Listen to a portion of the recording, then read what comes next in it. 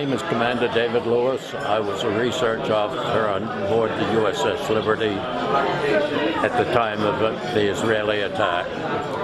As research officer, I had several other supply types, radioman and electronics technician. My total complement was 195 out of the crew of 295.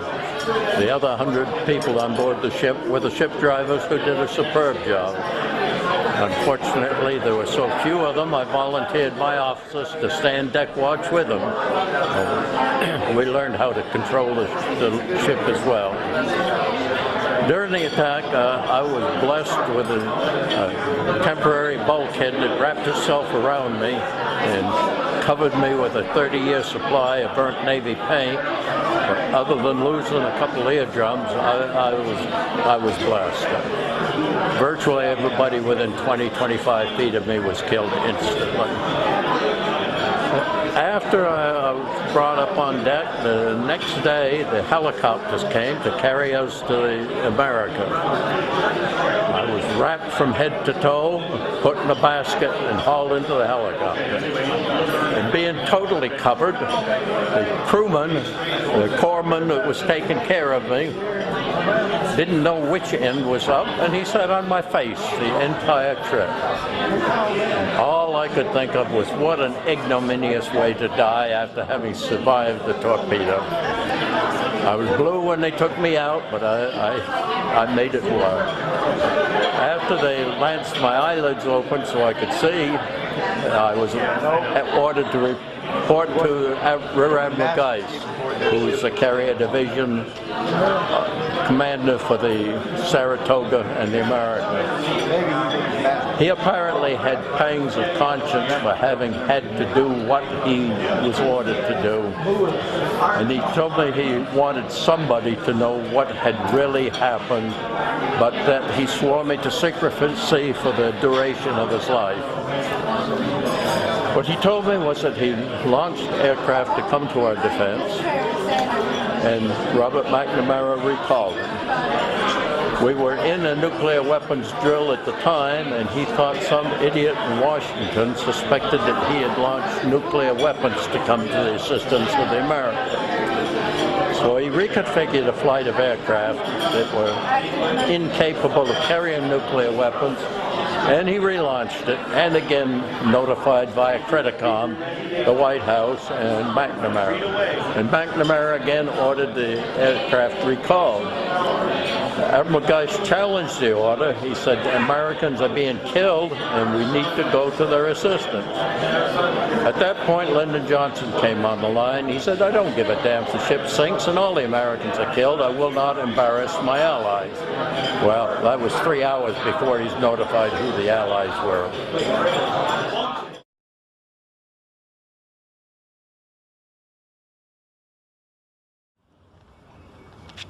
As we have done every year on June 8th at noon at Arlington Cemetery, we're here to remember, mourn, and honor the 34 USS crewmen, 31 sailors, 2 Marines, and an NSA civilian who were killed on June 8, 1967 during the Arab-Israeli War.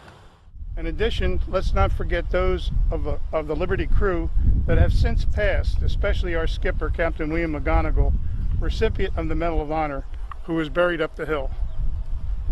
We did not have the ability to fight back, as the Liberty was not a man of war, but an intelligence ship. Our attackers knew that, and the Liberty was safe target practice. When all was said and done, America indicated that the attack was accidental, and our attackers were given a free pass by President Lyndon Baines Johnson. We will not go quietly into the night. America, are you listening to us? You gave us honesty and integrity to be assigned to a highly classified intelligence ship. You taught us to determine what is right and wrong. You gave us the passion and the will to complete our mission despite any adversity. Yet the Navy, at the behest of the White House, abandoned us under fire.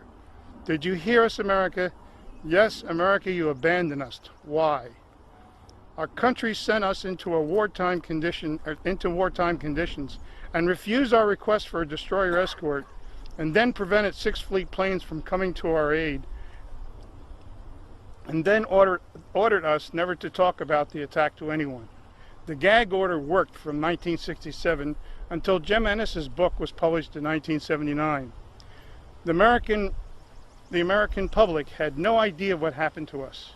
Our adversaries never realized our love of country would compel us to keep on fighting for the truth to be known about the cowardly attack killing 34. America, you taught us that we should be remiss if we did not stand up to this terrible wrong. Yes, America, the crew of the USS Liberty has been abandoned. The Navy Court of Inquiry turned out to be fraudulent, as indicated by Captain Ward Boston, the Legal Navy Inquiry Counsel, to a sworn affidavit, and others. What happened to the Code of Military Justice?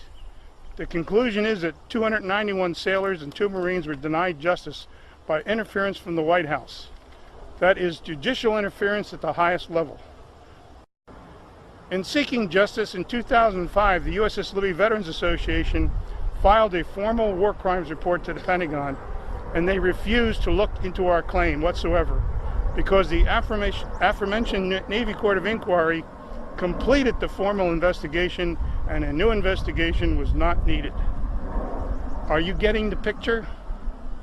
Hear us, America, as our Congress has not and will not investigate this attack, even though our Constitution, Article 1, Section 8, mandates, and I quote, "The House of Representatives shall define and punish pirates and felonies committed on the high seas and offenses against the law of nations." The Liberty crew was awarded 1 Medal of Honor, 2 Navy Crosses, 12 Silver Stars, 26 Bronze Stars, 208 Purple Hearts, and the Presidential Unit Citation, and more. The U.S. Liberty is the most decorated naval ship for a single engagement, and we are diminished and curtailed by the power structure from giving the USS Liberty the proper place and prestige warranted for this high honor in history. To wit, the Navy cannot name a new ship USS Liberty for fear of offending certain people. Littoral Combat Ship, LCS-2, was supposed to be named USS Liberty to augment other LCSs, USS Freedom, USS Independence. That lasted about 2 months, and the Liberty name was dropped. Soon, the Navy will launch a USS Lyndon Baines Johnson destroyer. This is the same man that gave our attackers a free pass for killing 34 Americans in the attempted murder of 294. I have faith in the collective American soul. As a believer in prayer, I know our God will not let us down. Our numbers are growing at leaps and bounds. When our truth and justice comes, some folks are going to be very upset. Please wake up, America, soon. I pray God will bless America for using us to realize the tragedy that is taking place. Voltaire stated, "To learn who rules over you, simply find out who you're not allowed to criticize." Eileen Fleming, front and center.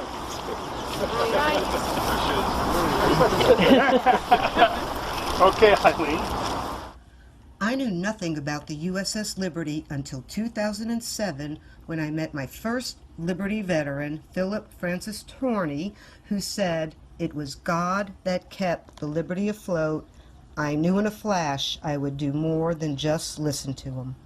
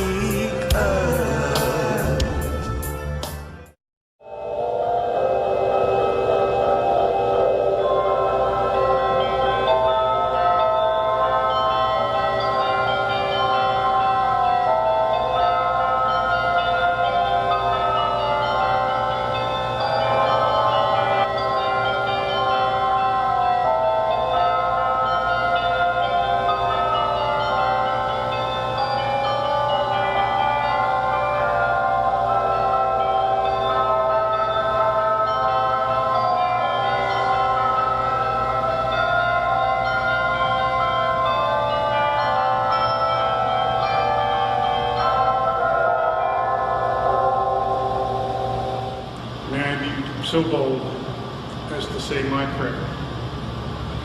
Please help us and provide us the grace and wisdom to do your will, to work for the return of greater honesty, justice, and humanity to our America. Amen. I invite, I believe, our single solitary Marine to please stand for the playing of the Marine March.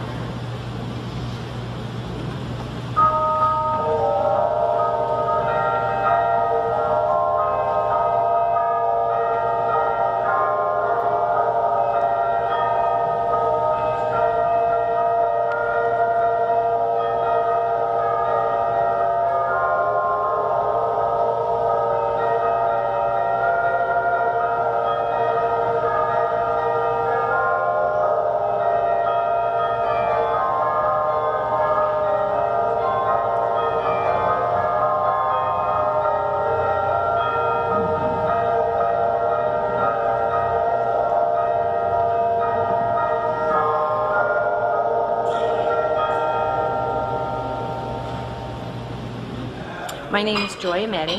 My husband, Americo Ameti, of 47 years, was one of the survivors from the USS Liberty attack on June 8, 1967. One of my contributions to helping out this crew is the Missing Man Table in honor of those 34 men that were killed that day. As you can see, there is a single red rose on this table. It reminds us of the life of each of the missing. There is also a red ribbon tied to the vase, a symbol of our continued determination to account for what happened to those sailors that day. There is also a slice of lemon on the bread plate to remind us of the bitter fate of those killed on that very sad day on a foreign sea. A pinch of salt symbolizes the tears endured by those families who still seek answers. The Bible represents the strength gained through faith to sustain those lost from our country, founded as one nation under God. The glass inverter to symbolize their inability to share in any of the evening's festivities. The chair is empty, they are missing, and we raise our glasses to toast the missing of the USS Liberty. Those 34 that were killed that day are also honored in flags on this stand. Each one of the missing has their name on the flag for us to remember. A very sad day for not only the families, but for our nation. You stop in Hillsborough on the way back ourselves. Oh yeah, picking up my little one.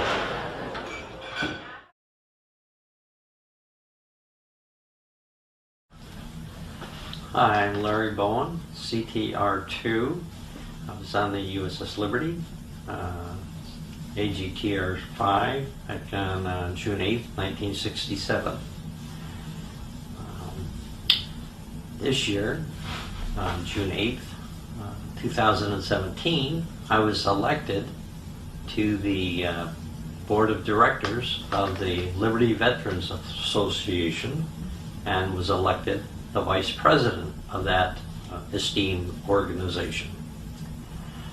Also, in January of this year, I was diagnosed with post-traumatic stress syndrome.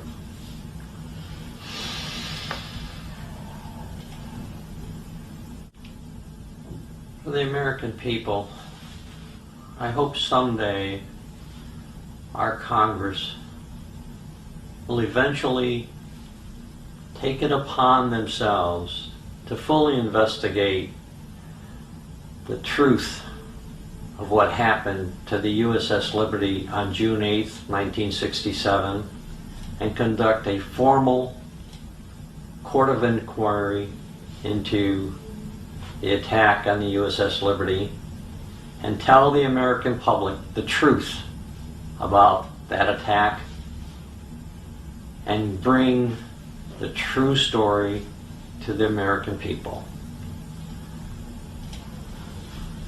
Thank you, and thank the crew of the American USS Liberty and bring honor to the crew and our fallen shipmates. God bless America. I'm Bryce Lockwood. I retired as a gunnery sergeant from the United States Marine Corps in 1972. In between watches in Bremerhaven, Germany, I'd had the day watch and I got to go in for the mid watch that night. And I'm trying to sleep and I wake up with this awful nightmare of and the guilt feeling of not being able to do anything about my friend Ronnie Campbell. And I just burst into tears and I'm sitting there, just can't control myself and I'm sobbing. And, oh, I'm sorry. I'm sorry. I'm sorry. And my wife came in and put her arm around me and she said, "Honey, what's wrong?" I'm having nightmares and I'm just sobbing and crying, and she just put her arm around me and was stroking my head and it's okay, shh, honey, it's okay, it's gonna be all right. And really, I mean, she just a country girl, small town country girl, but she was doing the right thing. We've been married 57 years now. I'm sorry. Okay, my name is Philip F. Turney. I'm a crew member, a former crew member of the USS Liberty, AGTR-5. The A stands for auxiliary, G stands for geographical, T stands for research, 5 stands for the 5th class of the ship. And I was fortunate enough to get aboard that ship in 1965. I'm a 20-year-old kid, 3rd class petty officer. Now I'm in charge of this repair party. So we did what we were trained. By the way, on that ship, all we did was train. We did that continuously, night and day, sometimes twice a day. I mean, the old man, he'd wake up, ding, ding, ding, ding, ding, ding, and we're out of our racks going to repair, going to general quarters. When the attack started, I just left the forward gun mount on the starboard side. The sound power phones weren't working, and I was told by the gunner's mate that the phones weren't working. Napalm is a weapon that was developed during the Vietnam War, and the purpose of it was to maim and kill you. And it would literally suck all the air out of the area. It would take the oxygen away, and you would get, I mean, it was like a firestorm of like 80-mile-an-hour winds, and the heat that was coming off of it. And as I said before, I had 2 CO2 canisters. I tried to put out the fire, and it wasn't working. I mean, I wasn't getting anywhere. I couldn't use a fire hose because all the fire hoses were shot up. Now, the moral of this story is, and which is so terrible, is that our government knew we were under attack within 15 minutes of it, and they left us out there all to die. Help never did come to us until 18 hours later. USS America, USS Davis, USS Massey. USS America sent over helicopters. We would get all the most seriously wounded off. In fact, I helped put Dave Lewis on a helicopter, and they carried him off. I didn't know if he was going to make it or not. He was all burned up, his eyes shut. Later I found out, Dave told me they had to lance his eyes to get him, where he could at least see. Thank God he could see. And it continued that way, trying to save lives, trying to help people. Everybody got together, and it was, as I said before, there was 2 different crews, but at that day, at that moment, we became one crew. We were all together, the spooks, the spies, were all together with us ship's company. So it was a turning point. I'm Richard Larry Weaver. I'm here at the 50th reunion of the deliberate attack of the USS Liberty by Israel. And I was a seaman bosun mate on the Liberty, and I was on the fantail with Fred, and we were trapped back there, and thought he was going to jump ship, so I grabbed a hold of him and threw him in the offset and got on top of him each straight. And then I'd come out and see which way the jets were coming in. They were coming from the bow, about 10 degrees port, another one 10 degrees starboard, and they were making big circles. That was their attack. Anyway, I come out, and I don't care who they are, they're liars, that they say there was no flag. Well, that flag actually bothered me because I was trying to see which direction the jets were coming, and it was in the way. I told Fred, he's coming up the middle, and I grabbed Fred and I got him to go behind this motor for the laundry, and it was a tight fit for him. There's only room enough for one. So I screamed at him, and he promised me he'd stay there. I looked around for a place to take cover, and there was only a little boat cleat, ship cleat about that big, where the rope comes aboard and ties onto the big cylinder to tie up the ship. So I got in fetal position, made myself as small as I could, and it's funny how things like this happen, but I looked up, and they put the holiday flag up because they kept shooting the other ones down. And just that quick, I looked at the stars and stripes, and I thought, how beautiful it was. And standing out with the blue sky behind it. And then I closed my eyes and waited for hell's horror, and I didn't have to wait long. I was blown up in the air about 5 feet. It felt like I was hit with like 440 volts of electricity through my body. And I come down, I was a telephone talker, and I had the earphones and the helmet on, and when I come down this side of my face, and it broke my nose, which is incidental compared to what happened, and it just took my helmet right off and took my earphones. And now I had something here that I found out later. There was a guy that was ordered to get back there and get on his telephone, be a telephone talker. I was talking at the reunion. He said he went back there, he saw my helmet and the earphones. He said that it was just so full of blood, he couldn't put them on. He had to use his dungaree shirt to wipe the blood off. And that was just amazing to run into somebody like that. And but anyhow, my right arm and my right leg was useless. I pried myself up on my left, and I was sitting. And I remember saying this too. Sometimes I remember to say it. But I said, "Oh my God, I'm hit 3 times." 3 times I said that. And looked down, and this big hole. It was not a small, big. All of my ab muscles were blown out, and 2.5 foot of my colon was blown out. And all around the edge, it was a phosphorus fire from the munitions, the rocket.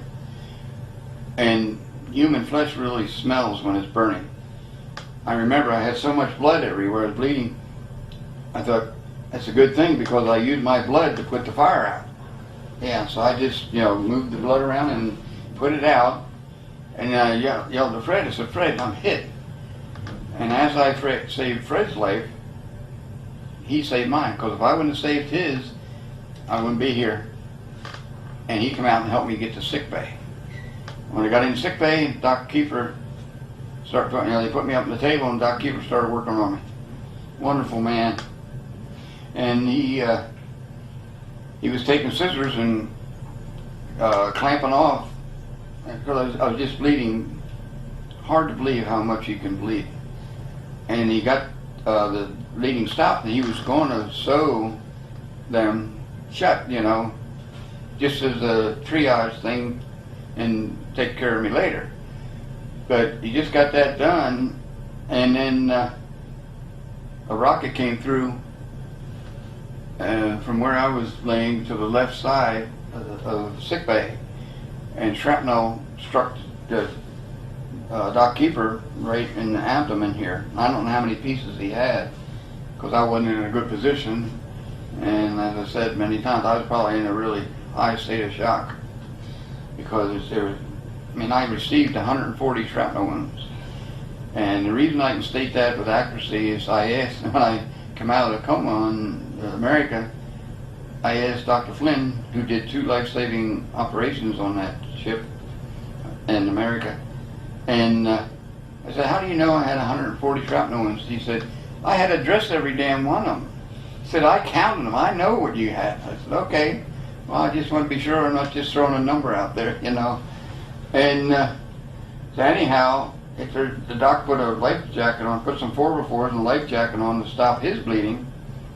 What was bad, he turned around, and where the doc was working on me, operating on me, I was just bleeding all over the place again, like he didn't even touch me. I was just squirting on the floor, on the metal tray, and anyhow, he started working, and he scissored him, tied him off, and then after he tied him off, and he said to me, he said, we're going to put you on the deck. Is that okay? I said, yes, sure. And he stuffed some, like a cylinder of gauze, I guess, in there to stop up any small bleeders until he could look at me later.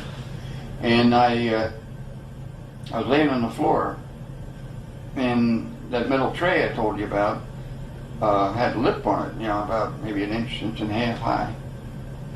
And he got these big brown paper towels. There was a roll. And 2 corpsmen, they took it and were going to get ready for the next injured so they could work on them. And nobody came in while I was there, but you know, they wanted to prep, and surely they knew there were going to be more people. And they went and wiped that tape off, and when they did, and they hit the end of the lip on the table, my blood just splattered all over the wall. And I'm laying there, and you're 21 years old, and you can't help to think that was part of me. And that burns in your brain, along with a lot of other things. And anyhow, after that, then said about prepare for a torpedo run the starboard side.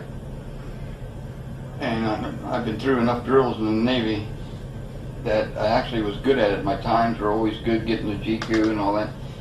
And I took pride in that. And I took pride in everything I did in the Navy. And I served my country well. And that's the way I felt. And I said, Fred, if you call a man ship, I said, you get me out of here and get me the life raft. And I said, put a life jacket on me. And he did. And then the strap comes down low on our life jacket.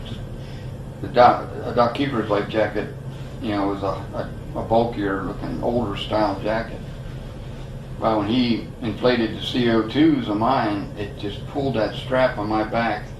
That's the first time I realized how badly I was wounded in my back. And I had unbelievable amount of shrapnel near my spinal cord. I mean, Dr. Flynn told me there was one piece that was about 1/16 of an inch from severing it.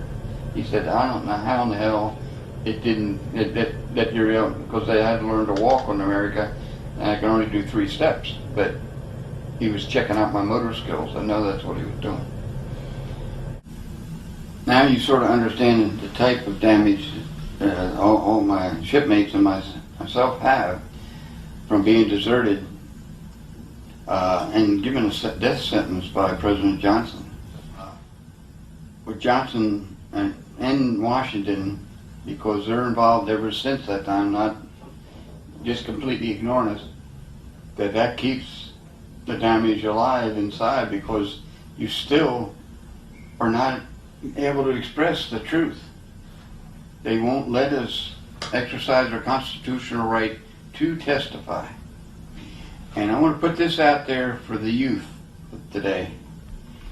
Remember what I'm saying, that if Washington deserted the USS Liberty, who had no firepower, and we had all kind of firepower around us with carriers and everything else. So, the one Captain Tully, he was unbelievable with the damage because he cried to me at one reunion. He had so much firepower and he couldn't use it to help us. I don't know. It would be a terrible feeling. The youth out there, before you raise your hand, when you raise your hand with a commitment to the service, you realize right then and there, the way they treated the USS Liberty, so you know the capabilities of Washington, that you are hereby expendable. They could care less. You're just out there with a gun and bullets and fanning the wars and making the ones in Washington rich. That's what it's about. It's greed. And I've said this many times before, Washington is the biggest legal mafia operating in the world today. And if they do it to us, they can do it to you. So how do you feel about serving in the service where you know at any time, if it's convenient, they'll do away with you. Your families won't, they'll be suffering the rest of their lives, but not for the freedom of America. It's for the freedom for Washington to fill their back pockets. That's what it's about. I mean, I'm patriotic, and I feel like I always have been. But be careful with your patriotism that you don't get killed for it. And I don't know what else to say except get help out there. Because I'm a prime example, because I'm really actually, might not seem like it because I'm emotional, and I'm still in pain yet. But if I can do it, you can do it. And it's just not fair to live this kind of life and still be ignored. And I'll die. By my last breath, I'll be dying to fight that we can just, all we want to do is express and have justice for the liberty. So America, why don't you, maybe you can help us. Numbers, seem to sway things along. Political stuff, forget that. With Israel and all that, forget that. This is a separate entity. Most of those guys that did this are dead. So to say, oh, we don't want to hurt Israel's feelings, what about my feelings? What about my body? What about the rest of my shipmates? What about their feelings? At least America, have the compassion that you don't ignore us too. Don Pagler, interview, take 2. Hi, I've been asked why I do what I do, and etc. And I learned that it's basically therapy for me, and I want to share the story of our ship, and it's been 50 years. I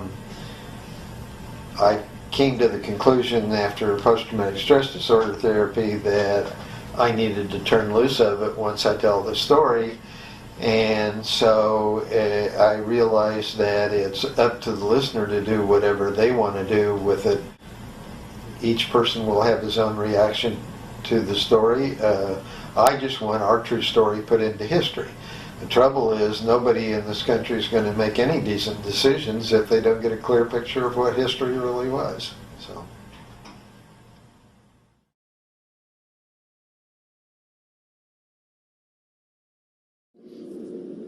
Resolution number 40, subject USS Liberty, origin Washington. Resolved that the American Legion calls upon the 115th United States Congress to publicly, impartially, and thoroughly investigate the attack on the USS Liberty and its aftermath, and to commence its investigation before the end of 2017, the 50th anniversary of the year of the attack.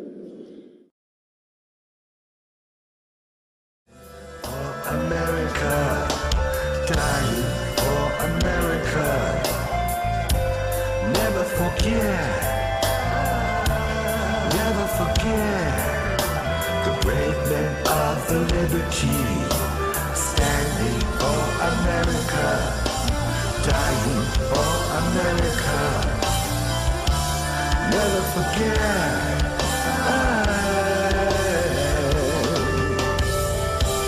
Never forget.